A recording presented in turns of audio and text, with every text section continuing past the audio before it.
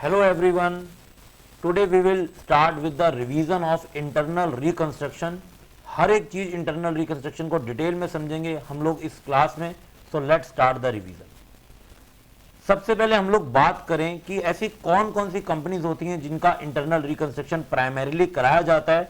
तो वो जो कंपनीज होती हैं basically those are sick companies. Sick का मतलब वो कंपनीज कहीं ना कहीं बीमार हो गई होंगी. बीमार का मतलब कोई मेडिकल बीमारी नहीं हुई बल्कि उनको कुछ फाइनेंशियल प्रॉब्लम हुई है, कुछ फाइनेंशियल बीमारी हुई है और उस बीमारी का ट्रीटमेंट क्या होगा उसको भी हम लोग यहां पर समझेंगे. तो यहां पर पुअर फाइनेंशियल कंडीशन है, ये प्रॉब्लम है उस कंपनी की, या फिर कहीं ना कहीं जो उनकी नेटवर्थ है. नेटवर्थ का मतलब एसेट्स लेस लाइबिलिटीज, जो वो पर्टिकुलरली कंपनी वर्थ डिजर्व करती है उससे भी वो बहुत फेक नेटवर्थ शो कर रही है अपनी बैलेंस शीट में, बुक्स ऑफ अकाउंट में, या हम कह सकते हैं उसकी अभी बैलेंस शीट या books of account window dressing से इंपैक्टेड है. तो ऑल्दो जब वो विंडो ड्रेसिंग से इंपैक्टेड है तो देखने में तो सब अच्छा लग रहा है, लेकिन कहीं ना कहीं वो एक खोखली कंपनी बनती जा रही है और हो सकता है फ्यूचर के दिनों में कंपनी को लिक्विडेट करना पड़ जाए और कंपनी के जितने भी स्टेक होल्डर्स हैं उनका पैसा क्या हो जाए, डूब जाए. स्टेक होल्डर्स बोले तो इन्वेस्टर्स, क्रेडिटर्स या और भी लोग जिन्होंने कंपनी में पैसा लगाया, शेयर होल्डर्स एक्सेट्रा एक्सेट्रा. तो ऐसी कंपनियों के लिए कोर्ट कभी कभी ऑर्डर कर देती है कि आपको अपनी कंपनी की रूपरेखा बदलनी पड़ेगी, या बोले तो आपको इसका इंटरनल रिकंस्ट्रक्शन कराना पड़ेगा. या फिर कभी अगर स्टेक होल्डर को खुद ही ऐसा लगता है कि कंपनी में कुछ धांधली चल रही है तो वो प्ली लगा सकती है कोर्ट में and then again court can order for internal reconstruction. Okay जी, तो बात करते हैं अब इसके सॉल्यूशन की. प्रॉब्लम तो हम लोगों ने देख ली क्या प्रॉब्लम है, तो इसके सॉल्यूशन क्या क्या होंगे. आपको कोर्ट बोल सकता है कि आपको क्या करना पड़ेगा, अपनी एसेट्स को वापस से रीवैल्यूएशन करा के आना पड़ेगा. मतलब आपको अपनी एसेट्स का वापस से रीअसेसमेंट करना पड़ेगा. अगर आपकी कोई एसेट्स की वैल्यू बहुत ज्यादा बुक्स ऑफ अकाउंट्स में दिख रही है जिसकी वजह से आपकी बैलेंस शीट ओवर कैपिटलाइज्ड है और we can say overvalued है, तो उसको उसके सही प्राइसिंग पे लाना पड़ेगा. रीअसेसमेंट ऑफ लाइबिलिटीज, आपको अपनी लाइबिलिटीज को वापस से रीअसेस करना पड़ेगा. देखना पड़ेगा कि क्या एक्चुअल में भी उनको उतना ही पे ऑफ करना है जितना आपकी बैलेंस शीट शो कर रही है, या कुछ ज्यादा या कुछ कम पे करना होगा, और उसको हम लोग उसकी ट्रू वैल्यू पे दिखाने की कोशिश करेंगे. उसके बाद अगर आपकी बुक्स में कुछ लॉसेज हैं या एक्यूमुलेटेड लॉसेज हैं ओवर द ईयर, कुछ फिक्टिशियस एसेट्स हैं. फिक्टिशियस एसेट होते हैं काल्पनिक एसेट जो एक्चुअल में एसेट है नहीं, आपको फ्यूचर में इकोनॉमिक बेनिफिट देने लायक दिख नहीं रहे, तो आपको उसको भी क्या करना पड़ेगा, हटा देना पड़ेगा, राइट ऑफ करना पड़ेगा. और अगर कोई कैपिटल जिन्होंने पैसा लगा रखा है शेयर होल्डर्स वगैरह ने, उनको उसके कंपैरेटिवली एसेट्स में उतनी चीजें दिख नहीं रही जिससे उनको कैपिटल की किसी ना किसी तरीके से रीपेमेंट की जा सकती है या फिर उनके शेयर की वैल्यू बढ़ाई जा सकती है, ऐसा कुछ उनको एसेट साइड पे नहीं दिख रहा, तो आपको कहीं ना कहीं उनकी कैपिटल को भी वापस से क्या करना पड़ेगा, रीअसेस करना पड़ेगा. तो अगर हम लोग एक्चुअली इस टॉपिक को देखें, जब किसी भी कंपनी में ये सब समस्याएं चल रही होती हैं, ये सब दिक्कतें चल रही होती हैं, तो कंपनीज के पास 3 तरीके होते हैं इस प्रॉब्लम से बाहर आने के. पहला तरीका, ये कोई हालांकि तरीका नहीं है, ये तो सुसाइडल है. कंपनी क्या कर सकती है, अपना काम धंधा बंद कर सकती है, लिक्विडेशन में आ सकती है, वाइंडिंग अप कर सकती है, या फिर कंपनी को कोर्ट ही ऑर्डर कर सकता है कि आपको भैया वाइंडिंग अप करना पड़ेगा बिकॉज आपकी कंपनी में बहुत धांधली चल रही है, आपकी बैलेंस शीट बिल्कुल भी ट्रू एंड फेयर व्यू नहीं ऑफर कर रही, नहीं दिखा रही. एक तो ये तरीका है, हमको इस टॉपिक में लिक्विडेशन की अकाउंटिंग तो नहीं करनी. सेकंड जो हम लोग पढ़ रहे हैं, जो हमारे टॉपिक का नाम है इंटरनल रिकंस्ट्रक्शन, मतलब खुद ही अपने आप को अंदर से ठीक कर लो, इंटरनली रिकंस्ट्रक्ट कर लो और जो खोखलापन है उसको भर लो और आपकी बैलेंस शीट में वही चीजें दिखें जो एक्चुअल में भी आपके पास हैं और उतने ही वैल्यूएशन पे आपको दिखे. तो यहां पर ऑब्वियसली जो आपकी कंपनी है वो लिक्विडेट नहीं होती है, आप कंपनी को लिक्विडेशन से बचा लेते हैं. And last method in companies के लिए, ये एक्सटर्नली रिकंस्ट्रक्ट कर सकती हैं. एक्सटर्नली का मतलब किसी बाहर की कंपनी के साथ ये क्या कर सकती हैं, अमेलगमेशन कर सकती हैं, उनके साथ ये मिल सकती हैं. तो अगर ये अमेलगमेशन भी करती हैं तो ऑब्वियसली वो इंटरनल रिकंस्ट्रक्शन तो नहीं है, वो हम लोग अमेलगमेशन अकाउंटिंग में सीखेंगे, जो AS 14 में उसके आपको प्रिंसिपल्स अमेलगमेशन अकाउंटिंग के बारे में बात करते हैं. तो आओ जी, अब हम लोग बात करें कि क्या क्या हमारे पास मेथड्स हैं जिससे हम लोग यहां पर इंटरनल रिकंस्ट्रक्शन कर सकते हैं, that is methods employed in internal reconstruction. तो बेसिकली यहां पर हमारे पास कितने मेथड्स हैं, यहां पर हमारे पास 5 मेथड्स हैं जिससे हम लोग इंटरनल रिकंस्ट्रक्शन कैरी ऑन कर सकते हैं. एक एक को बहुत ही आराम से समझेंगे. फर्स्ट अगर हम लोग मैकेनिज्म या मेथड की बात करें, that is alteration of share capital. आप अपनी शेयर कैपिटल में कुछ बदलाव ला सकते हैं, उसकी फेस वैल्यू में कुछ बदलाव ला सकते हैं, मतलब उसकी शक्ल में, उसके स्ट्रक्चर में कुछ चेंजेस किए जा सकते हैं। Second, variation of share holders rights. जो शेयर होल्डर के राइट हैं, जो अधिकार हैं, उन अधिकारों में कुछ चेंजेस करा जा सकता है। जैसे कि शेयर होल्डर को यू ऑल नो डिविडेंड मिलता है, तो उनके डिविडेंड के परसेंटेज को चेंज किया जा सकता है।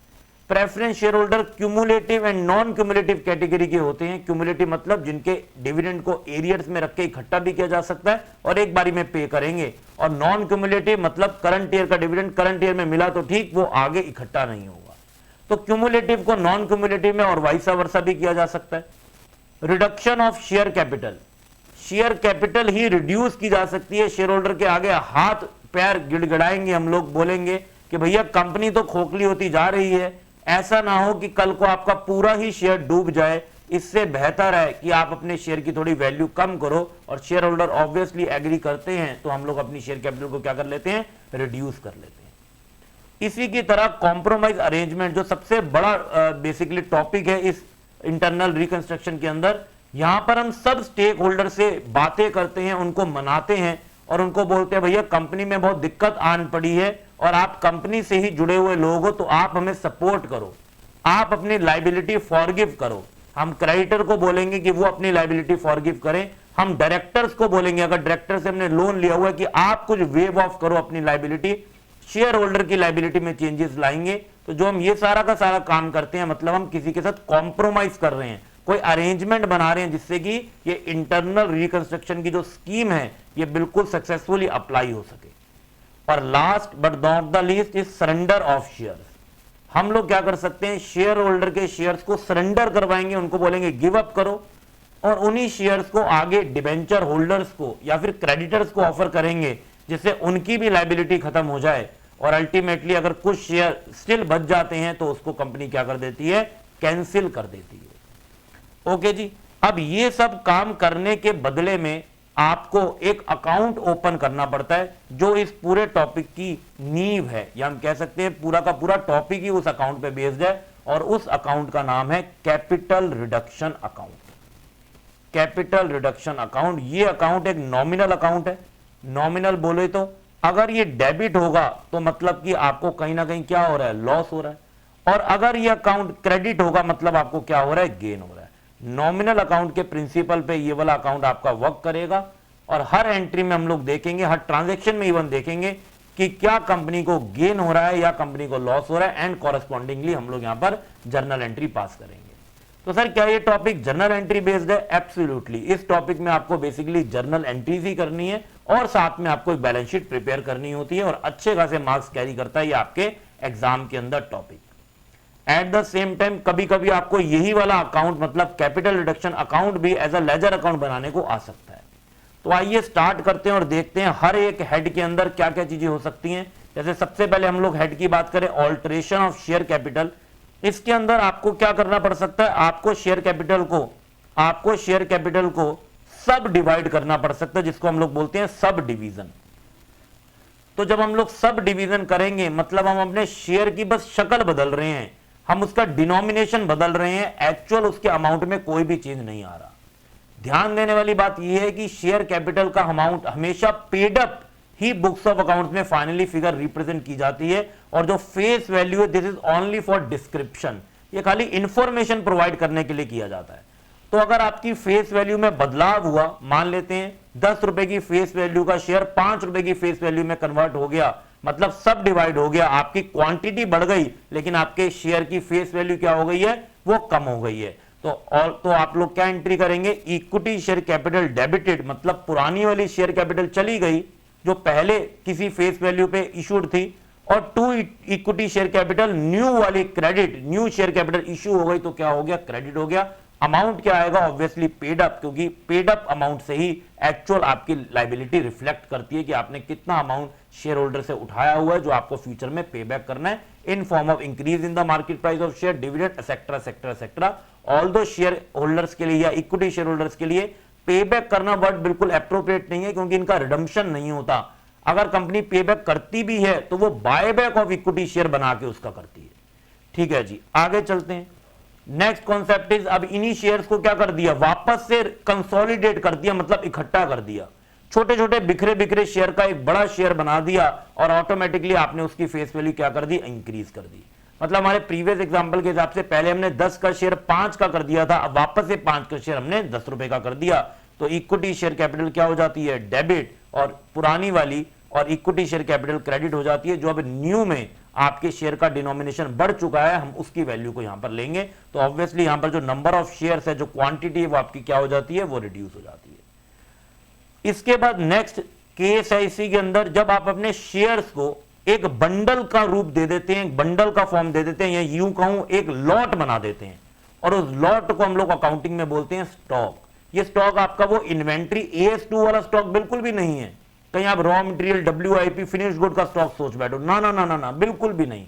ये तो स्टॉक बंडल ऑफ शेयर्स का स्टॉक है। जैसे आप लोग म्यूचुअल फंड्स वगैरह में सुनते होंगे कि उसमें बहुत सारे डिफरेंट शेयर्स को इकट्ठा कर देते हैं, तो यहां पर अलग अलग इंडस्ट्री के शेयर्स को हम इकट्ठा नहीं कर रहे, बल्कि एक ही फर्म के, एक ही कंपनी के शेयर्स हैं, जिनको इकट्ठा करके ग्रुपिंग करके बंडल बना के एक लॉट बनाया जा रहा है। तो क्या होगा, जो पुरानी वाली equity share capital in terms of shares थी, वो चली जाएगी, उसको डेबिट करेंगे, और अब पूरा शेयर एक यूनिट या बंडल में ग्रुपिंग हो जाएगा, तो उसका नाम क्या हो जाएगा, इक्विटी स्टॉक। तो our entry will be equity share capital to equity stock. और उसके बाद अब आप वापस से स्टॉक को शेयर्स में रिकन्वर्ट कर रहे हैं, तो अब आपके स्टॉक चले जाएंगे, तो एंट्री होगी equity stock debited to equity share capital. I hope यहां तक आपको सब बिल्कुल क्लियर होगा। आगे चलते हैं।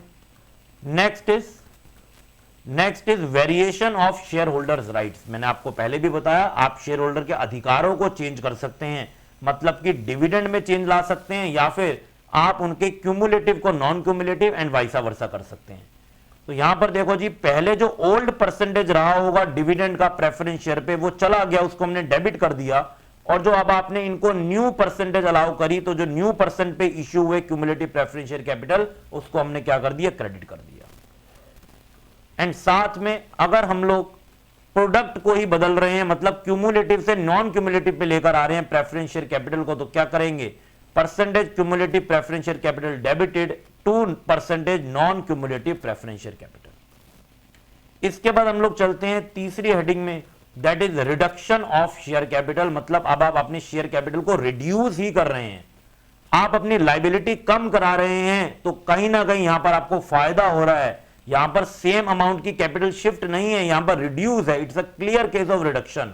तो इसके अंदर आपको क्या एंट्री करनी है, पुराना शेयर मान लेते हैं 10 रुपीज पेड अप था, आपने इसको राइट डाउन कर दिया टू 7 रुपीज पेड अप, तो अब जो न्यू कैपिटल हम लोग कह सकते हैं 7 की हम लोग इश्यू करने वाले हैं, या सिंपली 10 का आपका शेयर 7 का हो रहा है, तो आपको यहां पर 3 रुपए का क्या हो गया, गेन हो गया, क्योंकि इसके लिए अब आपकी लाइबिलिटी खत्म हो जाती है। तो ये कहां पर आ जाएगा, कैपिटल रिडक्शन अकाउंट में आ जाएगा। मैंने आपको पहले भी बताया, कैपिटल रिडक्शन अकाउंट जब भी डेबिट होगा मतलब कि आप लॉस की तरफ जा रहे हैं, और जब भी क्रेडिट होगा मतलब आप क्या कर रहे हैं, आप गेन कर रहे हैं।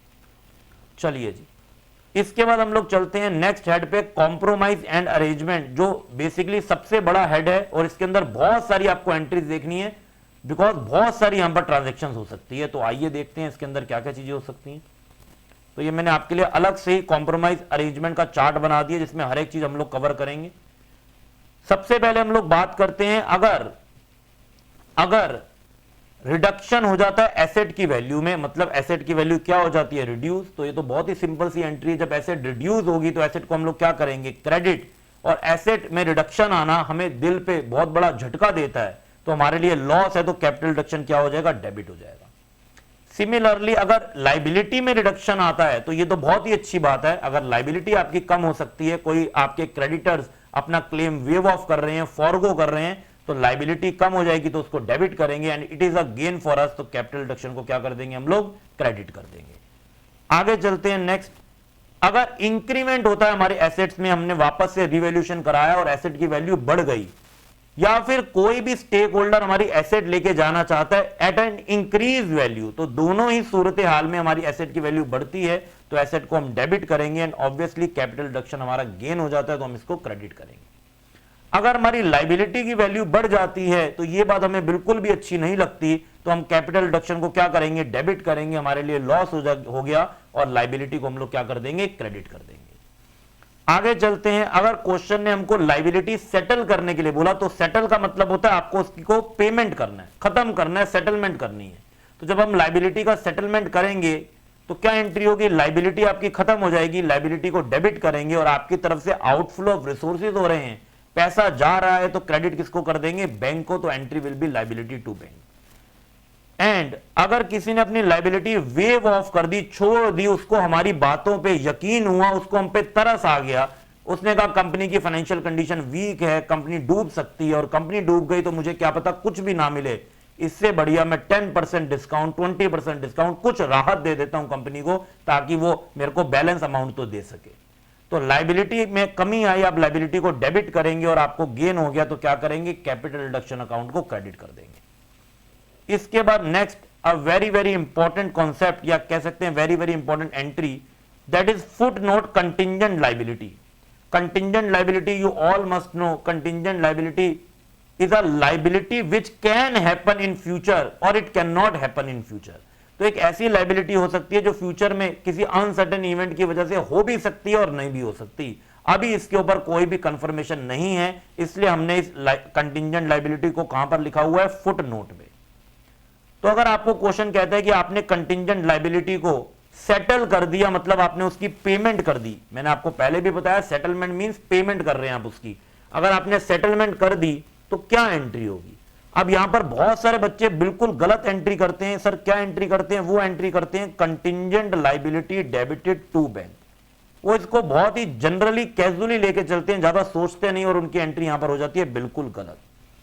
सर ऐसा क्यों, क्योंकि कंटिंजेंट लाइबिलिटी को तो मैं डेबिट कर ही नहीं सकता, रीजन बीइंग कंटिंजेंट लाइबिलिटी मेरी फाइनेंशियल स्टेटमेंट का पार्ट बनी ही नहीं, वो मेरी बैलेंस शीट में कंटिंजेंट लाइबिलिटी शो करी ही नहीं गई, तो मैं वापस से उसको डिलीट या उसको डेबिट कैसे कर सकता हूं।